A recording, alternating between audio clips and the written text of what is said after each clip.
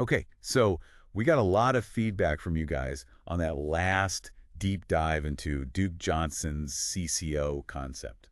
Yeah, creative currency octaves. Lot to unpack there. Felt like we just kind of scratched the surface last time. Yeah, exactly. So based on your interest, we wanted to really dig deeper and see how this whole thing could work. Totally. We're going beyond those core CCO concepts we talked about last time. Right, like how would it actually play out in the real world, day-to-day stuff. Right. So we're going to be using some of the discussions from the EconomicIdeas subreddit. There were some great questions there. Yeah, especially from Ustorm Writer, 989.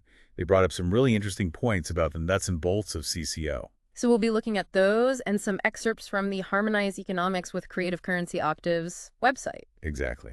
So basically, we're moving beyond just theory today. We're going to be examining the practical mechanisms and implications of CCO, the nitty-gritty. Right. And how people who are actually engaging with the idea are thinking about it.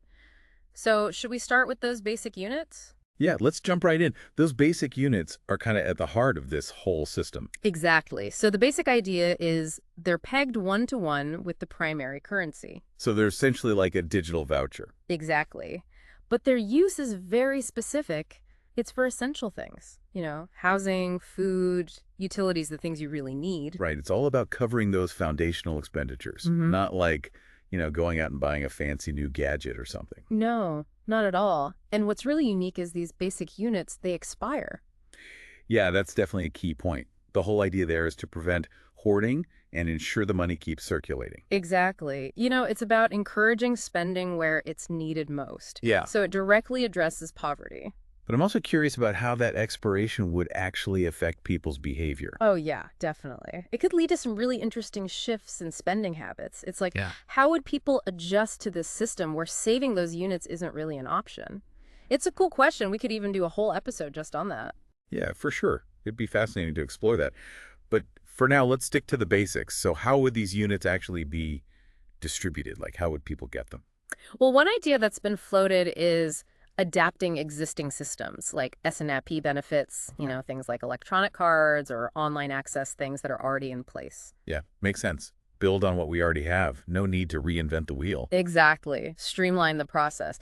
And there's also been talk about creating a system where members of these creator collectives can exchange basic units directly with each other. Yeah, that's an interesting concept. So it's almost like a mini internal economy within these collectives. Right. And some people have suggested using scannable codes on receipts or even fee-free online transfers to make it really easy. Okay, so to clarify, it sounds like we're talking about digital credits that I have, like points or something, but they expire. Is that right? Yeah, that's a pretty good way to think about it. Like a digital wallet where you hold these basic units that are only for essentials. And you can transfer them, track them, all that good stuff. Exactly. And that brings us to those creator collectives, which is where things get really interesting. So these collectives, they're essentially communities of innovators. People who are making and sharing things of value, right? Yeah, exactly. It could be anything, really, from art and tech to community initiatives.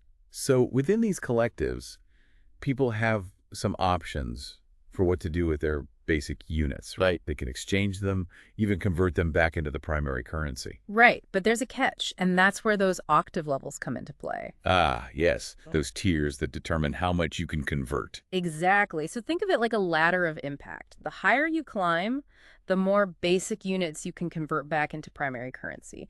Each step up, you basically double your conversion power. So if you start with 1,000 basic units, reach that second octave, you can convert 2,000 of your expired units. Precisely.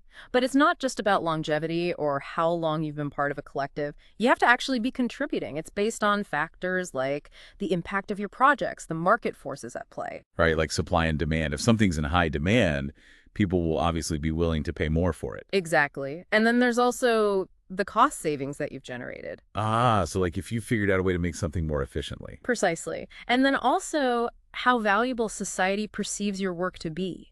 So it's this performance-based system within a basic income framework. It's all about incentivizing quality and contribution. Exactly. And then on top of the octave levels, there's those personal conversion rates too. Right, which tied directly into how impactful your contribution is. Yeah.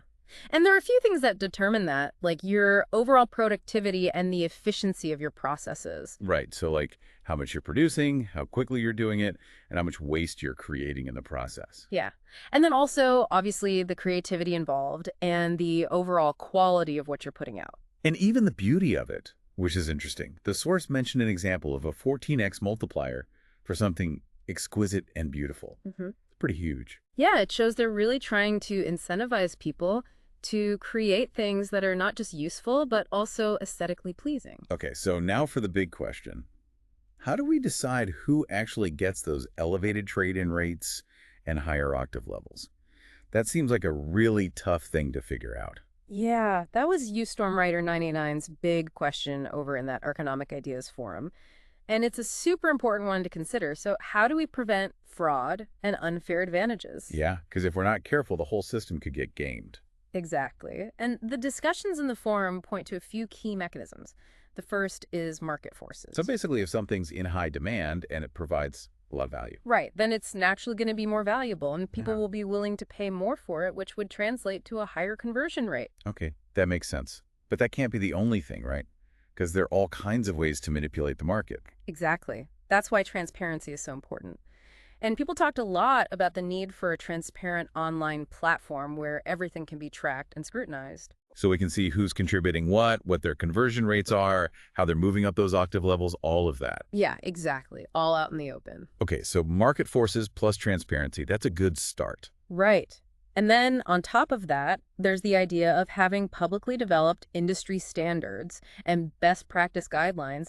It's kind of like setting up a framework for what's considered fair, reasonable, and not excessive. So like if you're a musician, there would be guidelines for how much a song is worth. Or if you're an architect, how much a certain type of design should be valued at. Right, exactly. And those standards would be developed by people within those fields. But how do we make sure that those standards are fair in the first place? Who decides what's fair and reasonable? Well, I think that's where policymakers would come in. They'd play a role in ensuring that those guidelines are actually equitable and benefiting everyone. But it's also about the market itself. Right. So if something is priced unfairly, it's likely that no one will buy it. Precisely. So it's this multifaceted approach to accountability with checks and balances from all sides. And the online platform would help facilitate that. Yeah, definitely. And we could even go a step further and incorporate regular surveys of participants, maybe even input from experts in various fields. And then, of course, continuous feedback loops to catch any problems or make adjustments as needed. Yeah, those are great ideas. And it's also worth noting that the whole CCO model really emphasizes free speech and creative expression. Right. People should be able to express themselves freely without fear of censorship. Mm-hmm. But I imagine there are some limits to that, right? Like, what about harmful or dangerous content? Yeah, so the sources mention an exception for content that needs to be labeled adult only. Okay, so there are some safeguards in place. But for the most part, it sounds like they're really trying to foster an environment where people can freely share their ideas, which I think is really cool. Yeah, it's about creating a space for open creativity and innovation. And to support that, they've also proposed creating these collectives at different scales and specializations. Yeah, I was wondering about those. So like guilds, maybe? Or something similar to credit unions? Exactly. It could be by industry, by artistic discipline, even by geographic location. So you could have like a musicians collective in New York City or a writers collective in Los Angeles or something like that. Exactly. And these collectives would play a really important role in organizing work, facilitating collaboration, and just generally helping the CCO economy thrive. So they would even handle things like freelance opportunities. Okay, so if I'm a photographer, I could go to my local photography collective and find work there. Exactly. And they would use simplified contracts and fee-free fund transfers to make the whole process really smooth. And I could get paid in either primary currency or basic units, Right. depending on what I'm doing. Right. So if you're doing more traditional work, like, taking photos for a wedding or something, you might get paid in primary currency. But if you're working on a personal project that you want to get those higher trade-in rates for, you could choose to get paid in basic units. Okay, that's a pretty cool system. It gives people a lot of options. Yeah, I think so too.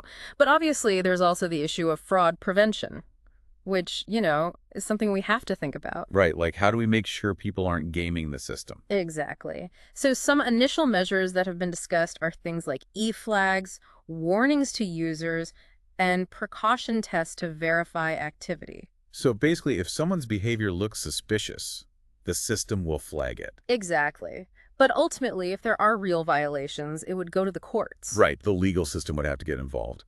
But there's also this really interesting suggestion that the very structure of CCO might actually lead to less financial crime. Yeah, that's the idea. If people's basic needs are being met and they have these pathways to advance themselves through creative work, there might be less motivation for traditional crime. Like, if you can make a good living by making art, you're probably less likely to steal. Yeah, it's a hopeful idea. And there's also the proposed role of comedy and satire, which I thought was really interesting.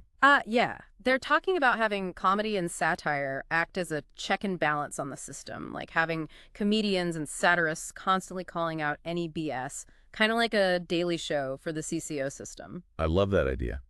It's like a built-in mechanism for social commentary and accountability. It'd be really interesting to see how that would play out in practice. Oh, yeah, definitely. Okay, so UStormWriter989 on Reddit also had another really interesting question. They asked, what other mechanisms could we use to ensure fairness and participation and to encourage innovation and efficiency? It's a pretty big open-ended question. Yeah, it's a really good question, and it's something we should be constantly thinking about as we explore these new economic models. Totally. So maybe a good way to address that is to look at some specific industry examples. Yeah, let's get into the nitty-gritty. Like, how would this actually work in the real world? Okay, so let's start with food. Okay, everyone's got to eat. So, restaurants, how would those work in a CCO system? Well, the idea is that restaurants could apply to accept basic units as payment, but there would probably be some limitations, maybe based on seating capacity or operating hours. So a small cafe wouldn't be able to process as many basic unit transactions as like a huge chain restaurant. Right. And then the value of a basic unit would be tied to the cost of a meal at a typical counter service place. So like breakfast might cost 3 basic units, lunch 4, and dinner 5. Something like that. Yeah, exactly. And that would give people a sense of how much their basic units are worth, at least in terms of food. Right, but of course cooking at home would be cheaper. Right, exactly. So it's Yeah. not like you're forced to eat out all the time. It's just giving you the option. Okay, that makes sense. Yeah. And could restaurants earn higher trade-in rates if they have really good food? Like if they're part of a restaurant collective and they get great reviews. Yeah, that's the idea. It's about incentivizing quality. I like that. It's like good food, good service, you get rewarded. But restaurants could still choose to set their own prices in primary currency, right? Yeah. They wouldn't be forced to accept basic unit. Exactly. They could opt out of the whole basic unit system if they wanted to. Okay, so there's still market freedom. That's good. Yeah. I was also really interested in the idea of nonprofit restaurants and grocery stores operating within CCO. Yeah, that's a cool concept. It's about creating alternatives to traditional for-profit businesses. Right, and the idea is that these nonprofits could offer higher wages to their workers and lower prices to their customers. Exactly. Which, is pretty awesome. It's all about community well-being. Right? Yeah. Taking care of each other. Yeah, for sure. Okay, so we've talked about food. Now what about housing? That's obviously a huge expense for most people. Right. And housing is where that concept of public trust housing comes in. So instead of traditional rent or mortgages, people could choose to live in a collective housing option. So like a big apartment complex that's owned and managed by a public trust. Yeah, something like that. And the basic units that people receive could then go towards the costs of maintaining those properties, making upgrades, even building new developments. Okay, so my basic units help to keep the lights on and the roof over my head. Exactly. And then the people who work to maintain those properties, the plumbers, electricians, all those folks, they could accept basic units as payment too. And then they could use their trade-in rates to convert those basic units into primary currency. Exactly. So it's all interconnected. I see. It's about creating this self-sustaining system where everyone benefits. Right. And the goal is to make housing more affordable while also making sure the properties are well maintained and the neighborhoods thrive. So it's not just about providing a roof over people's heads. It's about building strong, vibrant communities. Exactly. And this public trust housing, it's not meant to replace private real estate. It's just another option. Right. It's about having choices. And I think it would be really interesting to see how this public trust housing would interact with the existing private market. Like, would it drive down prices in the private market? Would it create more competition? Yeah, those are really interesting questions. And it's also worth noting that the forum discussed the possibility of government policies, like tax incentives, to help make this public trust housing more appealing and accessible. So like maybe giving tax breaks to people who choose to live in public trust housing. Exactly. And maybe even limiting how much profit people can make from renting out property in the private market. So it's about creating a more level playing field. That's cool. Yeah. I also thought the idea of using unoccupied luxury homes for something useful was really clever. Oh, yeah. The sources suggested offering those to young professionals or small businesses. It's about maximizing the use of existing resources and fostering a sense of community. I love that. It's like, hey, instead of these places just sitting empty, let's make them hubs for creativity and innovation. Okay, so zooming out a bit, the whole CCO concept is being described as compassionism, which I have to admit sounds kind of nice. It does, right? And it's because it emphasizes individual freedom, incentivizes contribution, and hopefully leads to greater social peace. It's all about building a system that takes care of everyone. It's a pretty radical departure from our current system. Yeah. I also thought it was interesting that CCO could be the first currency backed by art and creation. Yeah, that's a pretty wild idea, right? Instead of gold or oil, it's backed by the collective creative output of society. It's like saying that our art and our creativity are what's truly valuable. And the whole idea of shifting the central bank's mandate away from just focusing on employment and price stability is pretty major too. Yeah, they're talking about a broader focus on enhancing the public good and enriching the cultural landscape. So it's not just about keeping the economy afloat, it's about making life better for everyone. Exactly. And the possibility of lower taxes under CCO is definitely something that would appeal to a lot of people. Yeah, if basic needs are already being met through the basic unit system, maybe we don't need to rely as heavily on taxes. Right. And that could free up more resources for things like education, healthcare, and the arts. And I also really liked that the whole CCO system emphasizes continuous improvement and maintenance. It's not just a one-time fix, it's a system that's constantly evolving and adapting. Right, exactly. It's built on the idea of progress. And we have to remember Duke Johnson makes some pretty bold claims about this whole thing. He says CCO is the fairest solution to poverty and inequality, that it's the safest and most effective form of UBI, the simplest and most efficient economic system. Wow, those are some serious claims. And he says it's the best monetary system possible. Yeah, pretty ambitious, right? But he's clearly passionate about this. He believes it can really work. Well, he did say, with a fresh and fair money supply plus a transparent creative currency octave system, everyone gains, yet none lose. That's a pretty compelling statement. And he even talks about a glorious golden age of collective human prosperity. He's definitely an optimist. But I can't help but be a little bit hopeful, too. It would be amazing to see a system that actually prioritizes human well-being and creativity. Yeah, it would be a pretty big shift in thinking, moving away from this constant focus on accumulation and competition and towards collaboration and contribution. Right. And Duke Johnson really sums it all up when he talks about the key and combination of decreasing the cost of living while increasing the standard of living. That's the core principle of CCO. Make life more affordable, but also make it more fulfilling. A pretty great idea, in theory. So, to wrap things up, we've looked at how CCO tries to integrate a basic income with incentives for creative work, all within a framework of community involvement and feedback. And this was all based on those questions that came up in that EconomicIdeas forum, right? We were really trying to dive deeper into the practical side of things. Exactly. So, to end with that question from the forum, I'll pose it to our listeners. What unexpected societal shifts or changes in behavior might we see if CCO is actually implemented? Yeah, what role would individual creativity and community collaboration play in making it work? That's a question worth pondering. Definitely a lot to think about. It is, yeah. And we encourage everyone to keep exploring these ideas and keep the conversation going. Absolutely. Thanks for taking this deep dive with us.